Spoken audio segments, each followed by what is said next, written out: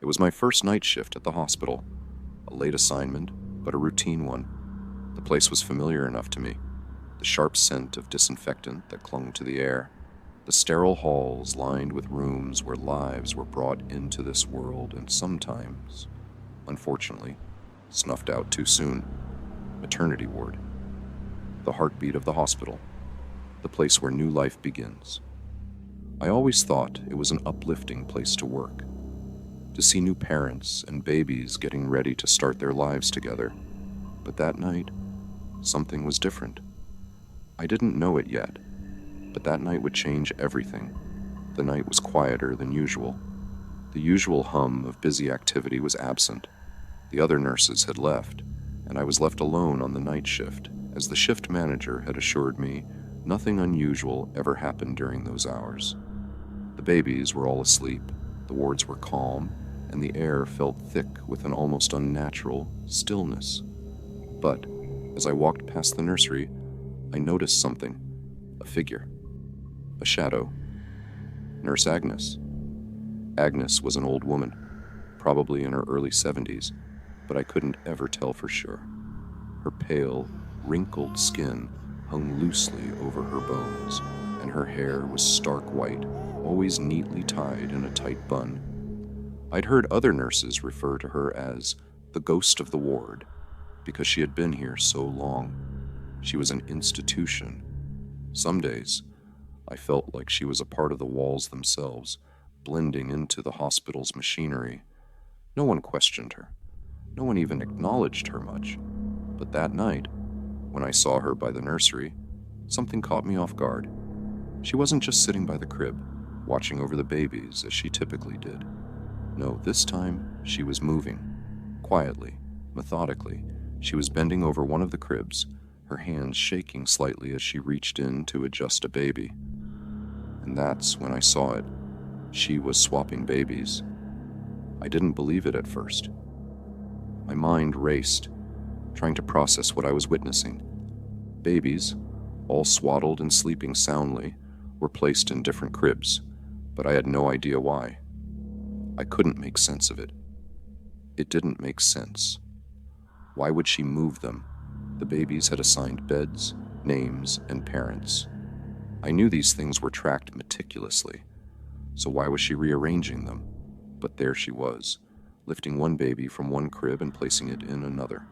No reason, no explanation, just the slow, deliberate movement of her hands as she swapped babies like she was moving chess pieces on a board. I wanted to stop her, but I couldn't. I felt paralyzed, my feet glued to the floor as my heart raced. But there was something else, something more. As Agnes moved from crib to crib, I saw her eyes. They weren't filled with tenderness or concern, like you'd expect from a nurse. Instead, they were cold, empty, almost hungry. It was the kind of gaze that made the hair on the back of your neck stand up, made your pulse spike with unease. I couldn't help myself. I had to know what she was doing. I had to see more. So, I waited. I stayed hidden behind a nearby curtain, my breath held in the dark. The quiet hum of the nursery's white noise machines and the distant sound of the occasional baby cry filled the air. Agnes didn't notice me, thankfully. She was too absorbed in her task. But then she stopped. She slowly turned her head, her cold, pale eyes scanning the room as though she were searching for something. I froze. I couldn't move, and that's when she looked at me, right at me. Her gaze locked onto mine like a predator who had just spotted its prey. For a moment, time stood still. The tension between us was suffocating. My pulse thudded in my ears as I tried to stay still, hoping she hadn't noticed me, hoping that somehow she wouldn't find me, but I couldn't have been more wrong. Agnes's smile cracked open. It was small at first, just a slight pull of the corners of her lips, but it spread wider, like a crack in a porcelain doll.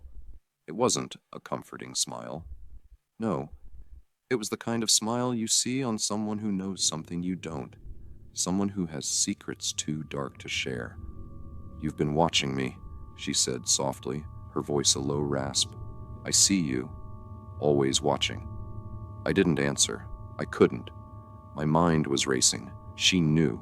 She knew I had seen her, and I had no idea what to do next. With one final glance in my direction, Agnes turned back to the baby cribs. She slowly moved toward another baby and gently picked it up. I couldn't tear my eyes away as she cradled the baby in her arms. It was as if she had no care for the child at all. She didn't hold it with the tenderness a nurse should. Instead, her grip was too firm, too wrong, and then she did something I will never forget. She tilted her head to the side, her pale lips stretching wider into a sickening grin, and she kissed the baby's forehead. But it wasn't just a kiss. It was something deeper, more intimate. Her lips lingered, pressing harder against the soft skin of the newborn. Her eyes were closed, as if in bliss, and that's when the horror began to sink in. What was happening here? What had I just witnessed? I couldn't move. I couldn't scream.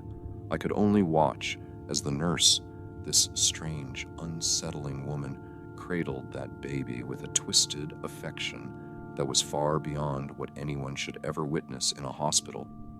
I didn't understand it, but I knew one thing for sure. Something was terribly, horribly wrong. I couldn't stop thinking about what I'd just witnessed. The scene played over and over in my mind, like a film that I couldn't turn off, each moment more grotesque than the last. Agnes, the babies, the smile that still haunted me. What was she doing? Why was she swapping the babies?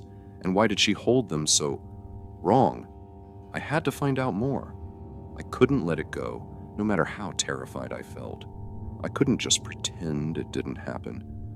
I had to know what was happening behind those closed nursery doors. I had to understand. So, that night, I followed her. I stayed hidden, watching as she moved silently through the halls of the hospital. It was late.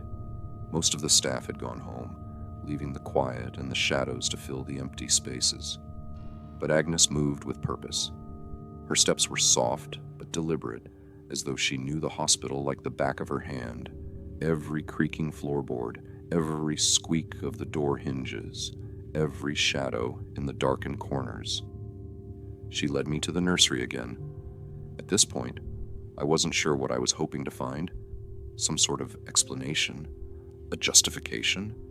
But all I could feel was a growing sense of dread as I silently crept behind her, trying to stay out of sight. This time, though, it wasn't just the babies that caught my attention. It was the atmosphere. The air felt thick, heavy, as if something were pressing down on the entire room. I could feel it on my skin, the hairs standing up on the back of my neck. Something was wrong. Agnes entered the nursery, her frail fingers reaching for the door handle with disturbing calmness. She stepped inside, her eyes immediately scanning the rows of cribs. Her movements were slower than usual, more methodical, like she was preparing for something. And in that moment, I knew, whatever she was about to do, it was far worse than anything I could have imagined. She moved to a crib in the far corner, where a newborn lay sleeping peacefully, its tiny chest rising and falling in gentle breaths. The baby was so fragile, so small, an innocent life. Yet, as Agnes reached for it, I felt a chill shoot through my spine. I knew something terrible was about to happen. Agnes picked up the baby with a tenderness that was almost soothing, as if she were cradling something precious. She gazed down at the child, her eyes glinting in the low light. But again, there was something off about it. Her eyes weren't filled with love or care. No, they were cold, calculating, like she was sizing up something for inspection. She didn't speak a word. Her hands, which had always been so steady and sure, now trembled slightly. Then, something I could barely comprehend unfolded before me. Agnes, with the baby still in her arms, walked over to a nearby cabinet. She opened it slowly, the creak of the door echoing in the silence of the room. I held my breath, praying she wouldn't notice me. Inside the cabinet, I saw what she was looking for, a small, dark object, a vial. It wasn't a medicine bottle. It wasn't anything I'd ever seen in the hospital before. It was something more sinister, something that seemed completely out of place. Agnes carefully uncorked the vial, her eyes still focused on the baby in her arms. She tilted the bottle, letting a few drops of the dark liquid fall onto the baby's exposed skin. The substance seemed to shimmer in the dim light, the liquid swirling unnaturally as it touched the child's fragile body. I didn't know what it was, but I knew it wasn't supposed to be there. Agnes didn't flinch. She didn't hesitate. She simply watched as the liquid sank into the baby's skin, her eyes gleaming with satisfaction. I wanted to scream. I wanted to run, to stop her, but I couldn't. I was frozen in place, my body paralyzed by terror. The baby didn't cry. It didn't even stir. It just lay there, limp in her arms, its eyes closed as if it had fallen into a deep, unnatural sleep. Agnes placed the baby back in the crib, her hands lingering for a moment longer than necessary. She smiled that chilling smile again, the one that made the air feel cold around me. Her eyes locked with mine for a split second, and in that brief moment, I knew she knew I was there. She didn't say anything. She didn't need to. With a quiet, eerie grace, she turned and walked out of the nursery, leaving me standing there, unable to move. My heart was pounding so loudly in my chest that I was sure she could hear it. But somehow, I knew she wouldn't come back. Not yet. The room felt even more suffocating now, as if the walls were closing in around me. I slowly made my way to the crib where the baby lay. I stared at the tiny child, still and unblinking, its skin pale and unnaturally smooth. There was no sign of life in its features. It wasn't normal. It was wrong. Something was taken from that baby. Something was stolen. I had to act. I had to get help. I didn't know what was happening, but I knew it was dark, evil, something that should never happen in a place meant to nurture life. But when I turned to leave, I was stopped by a noise, a soft scraping sound coming from the corner of the room. My eyes darted to the source, and there, in the shadows, I saw her again, Agnes. She was standing in the doorway, her eyes glistening in the dark, that same smile plastered across her face. "You shouldn't have seen that," she whispered, her voice thick with a kind of knowing. And then, with a slow, deliberate step, she walked back into the nursery. I should have run. I should have screamed, but I couldn't. I was frozen in place as Agnes stepped closer, her footsteps deliberate, like a slow march to some unknown, terrible fate. The smile on her face never wavered, her pale eyes fixed on me with a terrifying intensity. "You shouldn't have seen that," she repeated, her voice raspy and full of something I couldn't quite place. Perhaps mockery, perhaps something darker. She took another step toward me, and I took one back. My mind was screaming at me to run, but my body didn't obey. Fear had me in its grip. I was trapped in the nursery, surrounded by cribs, by the smell of babies, by the sound of soft breaths in the stillness of the night. I could feel the oppressive atmosphere closing in on me, suffocating me, and then a horrible thought crept into my mind. What if this has been going on for years? What if Agnes has been doing this for all this time? Agnes's grin widened as she noticed my fear, and for a split second, I swore I saw something gleam in her eyes, something alive, something that shouldn't have been there. She moved closer, her hands reaching for the edge of the crib. I instinctively stepped forward, trying to block her from the baby, but I was too late. Agnes reached in and gently lifted the newborn from the crib again, cradling it in her arms. The baby was limp, like a rag doll, its skin pale and smooth, no sign of life. A chill ran through me as she held it in front of me, her hands moving over the baby's body with reverence. "Look at it," she whispered. Her voice was unnaturally calm, far too calm for what she was doing. "Look at what we've done." I felt a wave of nausea wash over me. What was she saying? What was she doing to these babies? I couldn't look away. I couldn't move. Every part of me screamed to stop her, to do something, but my legs refused to obey. My body was paralyzed, as though the very air around me was thickening, making it harder to breathe, harder to think. Agnes's fingers moved to the baby's neck, gently stroking it. And then she did something that made my blood run cold. She licked the baby's forehead, slowly, deliberately, her tongue running over the softest skin like she was savoring it. The touch was so intimate, so wrong, that I felt my stomach churn. My hands shook as I tried to stay upright, as if the very sight of her actions was physically draining me of strength. The baby didn't cry. It didn't make a sound. But something was happening. Something I couldn't understand. Something far darker than anything I'd ever imagined. I took a step back. My mind was screaming at me to run, to get help, to do something, anything, but fear kept me rooted to the spot. Agnes's eyes, still gleaming, locked onto mine, and I could feel the weight of her gaze on me like a suffocating blanket.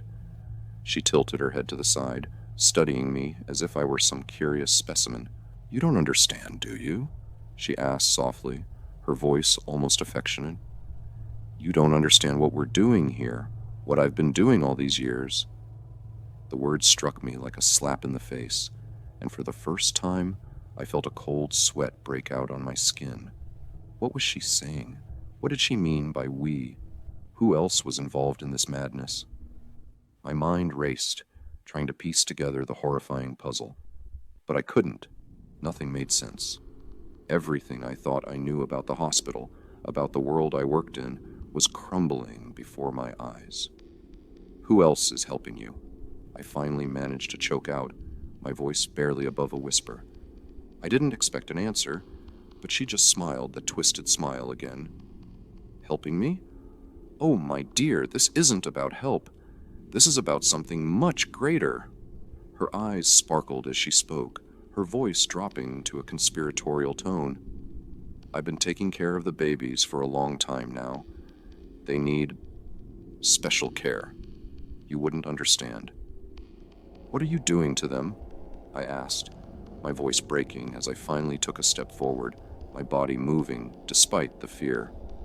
"Why are you swapping them? Why did you lick the baby?" Agnes's grin widened, and her eyes glinted with something I couldn't quite identify. Was it madness? Delirium? Or was it something worse? "You see," she began, her voice dropping to a low whisper. "I've been here a long time, longer than anyone knows. I've seen things that others have forgotten. I know things about these babies, about all of them." She paused, her smile turning more sinister, her eyes narrowing slightly, as if she were savoring every moment of this conversation, every second of my growing fear. "The babies," she said softly. "They are special. They don't belong to their parents. They belong to me, to us. We take them. We nurture them. We prepare them." "Prepare them for what?" I asked, though I already feared I knew the answer. Agnes's grin deepened. "For the next step," she whispered. "The next stage of evolution. These babies will become something greater. You see, they're not just born into this world, they're born for it." I couldn't breathe. My throat closed up, my legs shaking as I tried to comprehend what she was saying. This wasn't just some twisted nurse. This was something much worse, something so far beyond the realm of my understanding. I tried to speak, to scream, to run, but my body betrayed me. Agnes raised a hand, her cold fingers lightly brushing my arm, and for a moment, I felt a strange, almost hypnotic pull. My vision blurred, and I felt like I was slipping away, drowning in the darkness of the room. I couldn't keep my eyes open anymore. And then, just as suddenly as it had come, the sensation faded. My mind snapped back to reality, and I found myself standing in the nursery once more, the air heavy with tension, Agnes's smile still etched in my memory. But the baby, the one she had been holding, was gone, and the room felt colder than it ever had before. I should have screamed, I should have run, but I didn't.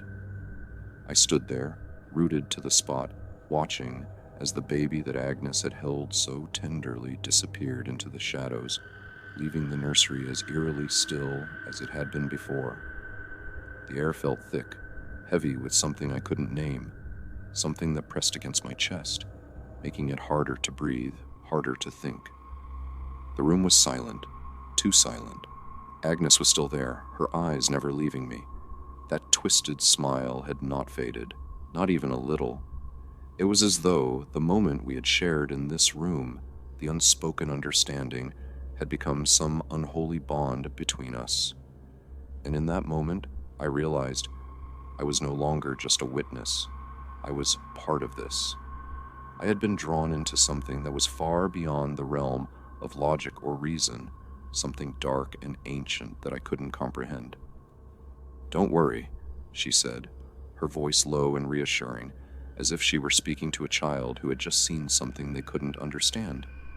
"You'll learn soon enough. You'll see what I mean." I wanted to scream. I wanted to tell her to stop, to demand she explain everything she'd just said, everything she'd just done, but the words stuck in my throat, choking me. Her eyes glistened as she reached out, gently stroking the side of my face with cold fingers. "You've already seen too much," she whispered, her breath hot against my ear. "You can't leave. Not now." I staggered back, shaking my head. What are you talking about?" My voice was barely above a whisper, ragged with terror. "You're insane. You're hurting those babies." Agnes's smile grew wider, more unsettling. "Hurt them? No, my dear, I'm saving them. I'm giving them a gift, one that they will never forget. But you," she said, tilting her head, "you're different. You're special. I see it in you." I didn't understand. None of this made sense. Babies didn't need this kind of attention.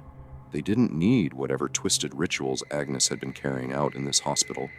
And yet, here she was, still smiling, still calm, as though everything she was saying was completely normal.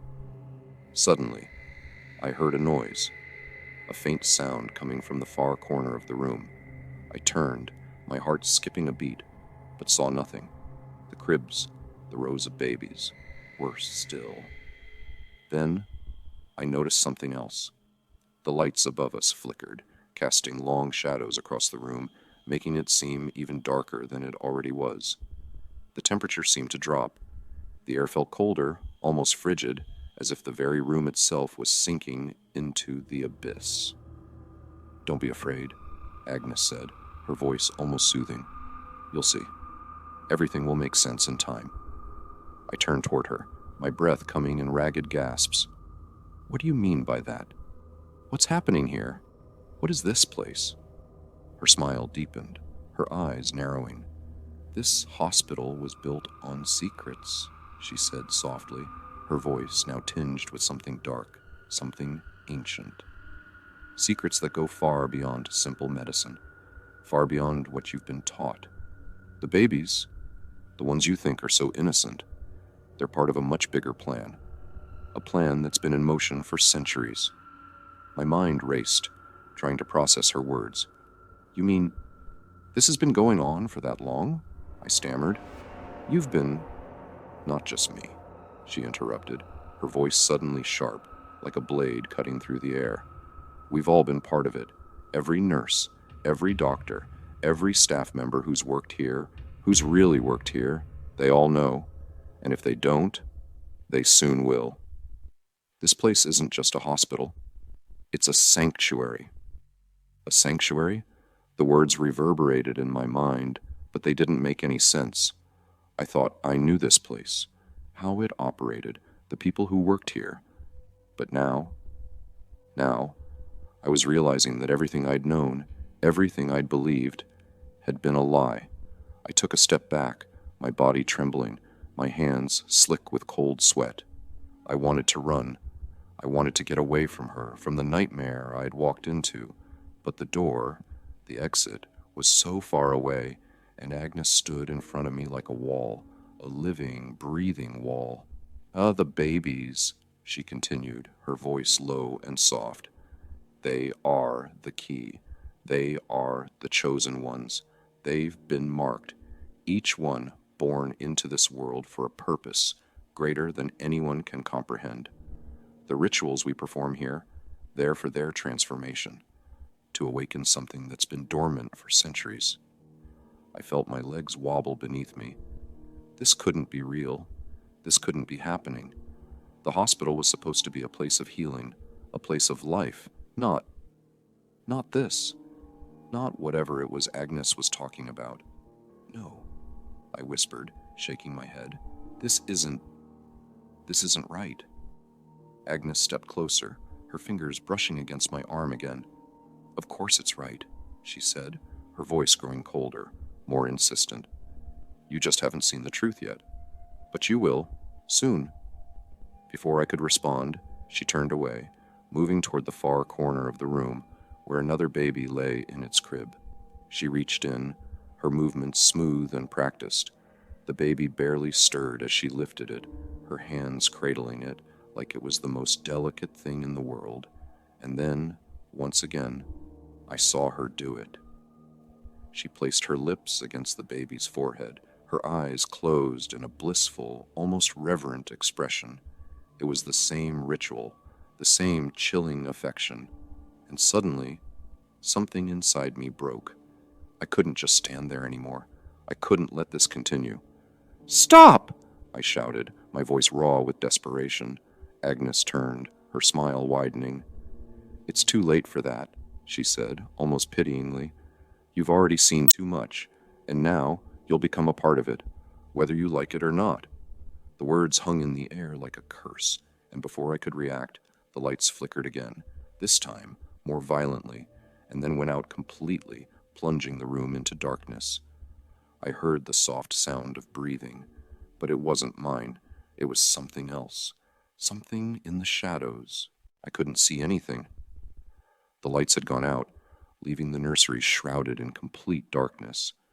My heart hammered in my chest, each beat a loud, frantic reminder that I wasn't alone. I could hear it, the breathing, not mine, not Agnes's. There was something else, something other, in the room with me. The sound was soft at first, almost like a whisper, a gentle exhale that sent a chill through my entire body. But as I strained my ears, it grew louder, more pronounced. It came from all around me, as if the very room itself was alive with breathing, with movement. And then I heard her voice, Agnes's voice, but it wasn't the same soothing, calm voice from before. This time, it was colder, sharper, almost predatory. "You shouldn't have resisted," she said, her voice echoing through the darkness. "Now, you'll see the truth. Now, you'll understand why you can never leave." I tried to move, tried to force my body to obey, but it felt as though the air had thickened around me, as if the very weight of the darkness was pressing down on me. My legs were like lead, my movements slow and stiff, like I was trudging through thick, invisible mud. I couldn't breathe. I couldn't think. I was no longer just in the nursery. It felt as if I was somewhere else entirely. The room had transformed, twisted into something wrong. The walls felt closer, suffocating. The cribs, once innocent, now seemed to be alive with malevolent energy, shadows swirling beneath the covers, the faintest glimpse of movement beneath the sheets. "You've seen them." Agnes's voice rang out again, louder this time, and I could hear the unmistakable sound of footsteps, slow and deliberate, moving closer. "You've seen what they are. You've seen what they're becoming." The words sent a shock through my body. What were they becoming? I felt the rising panic in my chest, my mind racing as I tried to make sense of everything that had happened. The babies, the liquid, the rituals. What had I stumbled upon? What had Agnes been preparing them for? And then I heard it, a faint cry, soft but unmistakable, a baby's cry. I turned toward the sound, my eyes straining in the pitch-black darkness. My breath caught in my throat. I could see the outline of a crib, the faintest glow from the moonlight seeping through the blinds, illuminating the silhouette of a tiny form inside. But there was something terribly wrong with the baby. It didn't move the way a baby should. It didn't cry the way a baby should. The sound, now clearer, was a low, guttural noise, more animalistic than human. The baby's skin was stretched, pulled tight across its face, its eyes. No longer human. They were black, pitch black, like empty voids, and they stared at me with an unblinking intensity. The baby's mouth twisted into a horrible grin. I couldn't breathe. I couldn't move. I wanted to scream, but my voice wouldn't come. And then, from the shadows, I saw them. More babies, more twisted, unnatural things. All of them lying in their cribs, their eyes wide open, staring at me with those soulless, black eyes. Their mouths were silent now, but I could feel the weight of their gaze pressing on me, suffocating me. I realized with a sickening jolt that they weren't babies anymore. Not really. They had been changed, transformed. "Do you see?" Agnes's voice was right behind me now, her breath hot against my ear. I turned, but she wasn't there. She was in my mind. Her presence was everywhere, surrounding me. "Do you understand what you're witnessing? These are the chosen, the ones who will inherit the earth, the ones who will rise above everyone else." The room seemed to shift. The air grew colder. The shadows lengthened and stretched, reaching for me. I stumbled backward, my head spinning. I couldn't breathe. I couldn't think. I saw her again. Agnes. Standing in the center of the nursery, holding a vial in her hands. The same vial she had used before. The same dark liquid. She held it up, as though offering it to me. "It's time," she said softly, almost lovingly. "Time for you to join us. Time for you to become one of us." I could see it now. The truth. The terrifying truth. Agnes wasn't just a nurse. She wasn't just some lonely, twisted woman who had lost her mind. No, she was part of something far darker, far older, a cult, a ritual, a plan that had been set into motion long before any of us had arrived. She had been preparing these babies for some unholy purpose, and now she was preparing me. "No," I gasped, my voice barely audible. "I won't." But she was already moving toward me, her eyes gleaming with that terrible knowing. "You have no choice," she whispered. "You've seen the truth now. You've seen what they will become, what we will become." I backed away, my mind reeling. I couldn't let it happen. I couldn't let her do this. But the shadows were closing in. The babies in the cribs were stirring now, their movements jerky, unnatural. The sound of their low, guttural cries filled the room, growing louder, more frantic. The walls seemed to pulse, as if the very foundation of the hospital were alive. I couldn't escape. There was no way out. The door was gone. The hallway was gone. The world outside this room was gone. Agnes took another step toward me. Her face was twisted with some indescribable emotion, something that was part pity, part hunger. "You'll become one of us," she repeated, her voice soft. "You'll understand soon. You'll join us in the next world, the true world." In that moment, I felt the darkness close in completely. I felt it crawl under my skin, twisting through my veins. It was too much. I couldn't fight it anymore. I couldn't breathe. And then, everything went black. The darkness was suffocating. I couldn't feel my body anymore. I couldn't breathe. I thought I was lost, trapped in this room forever, my soul slipping away into whatever hell Agnes had been preparing for me. But then, just as suddenly as it had started, the oppressive pressure lifted. My mind snapped back into focus, and I gasped for air. I was on the cold floor, my hands gripping the smooth tiles beneath me. The air smelled sterile, but it was different now, heavier, thicker, as though something had changed in the very atmosphere of the room. I opened my eyes, blinking against the shadows that still seemed to cling to the edges of my vision. For a moment, I thought I had dreamed it all, that it had been some nightmarish hallucination. But then, I saw her. Agnes. She was standing in the same spot as before, the same cold smile on her face. But there was something different about her now. Something wrong. The air around her shimmered like heat rising from asphalt. It wasn't just her presence anymore. It felt as though the room itself was warping under the weight of her being. "You're awake," she said softly, her voice calm, almost affectionate. "Good. It's time to understand." I pushed myself up from the floor, my legs weak, my body trembling. I could barely comprehend what was happening, what was real anymore. My head throbbed, every thought muddled by the horror of what I'd seen, what I had almost become. "What did you do?" I croaked, my voice barely audible. "What are you? What is this?" Agnes didn't answer. Instead, she turned, lifting one hand slowly, gesturing to the nursery around us. The babies. They were still there, lying in their cribs, but they weren't the same. They were no longer the soft, innocent infants I had seen before. They had changed. Their features had altered, distorted into something grotesque and unearthly. Their limbs were longer, too long. Their skin stretched tight over their skeletal frames. Their eyes were still those black, hollow voids, but now they moved, slowly, jerking, their heads turned toward me in perfect unison, their mouths stretching wide into grins too wide to be human. I froze. What have you done to them?" I managed to whisper, barely able to tear my eyes away from their twisted forms. "They're becoming," Agnes replied, her voice reverberating through the room, louder than before. "They're evolving, transcending. They will bring about the change, the awakening."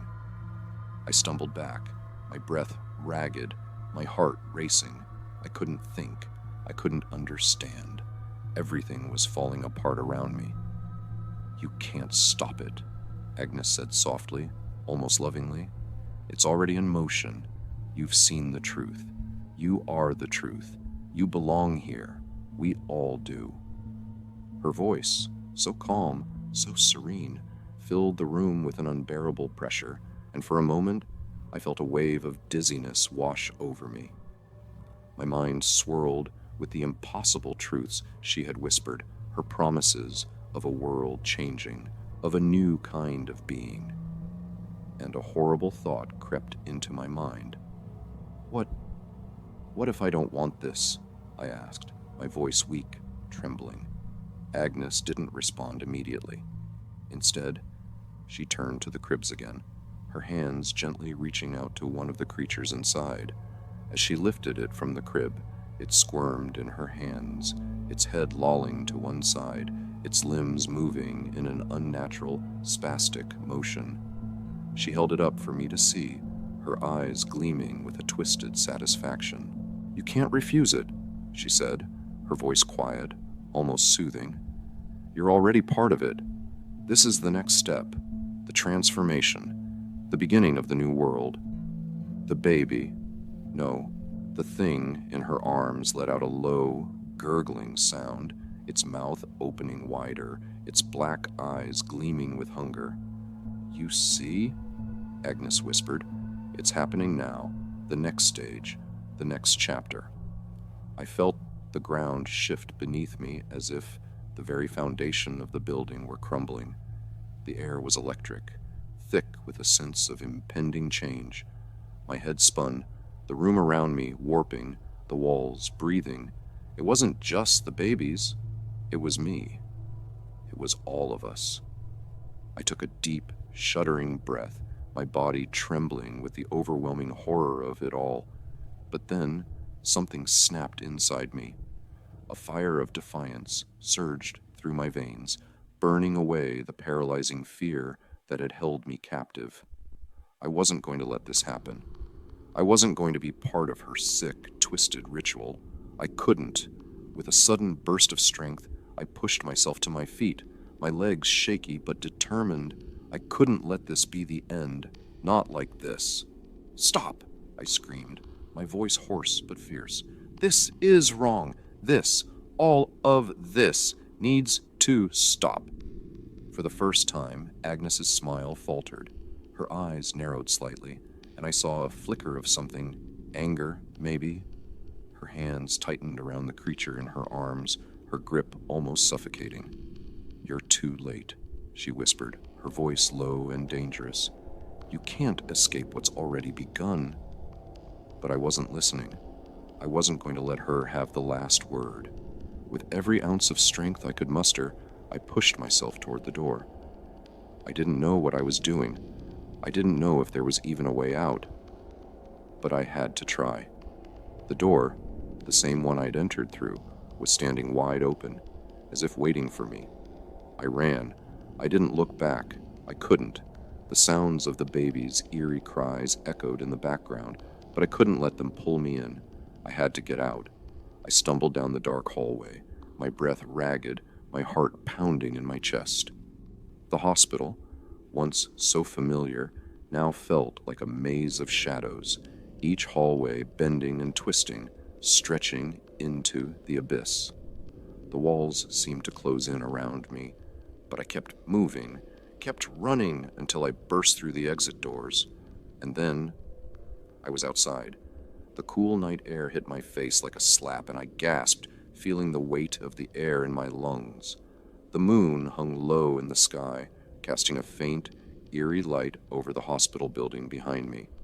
I turned back, heart pounding, but the doors of the hospital remained closed. The building was silent. I had escaped, or so I thought. But deep down, I knew. I knew that this wasn't over. Not for me, not for anyone. I could still feel the presence of those babies, those creatures, watching me from the darkness. I could still hear their cries, echoing in the back of my mind.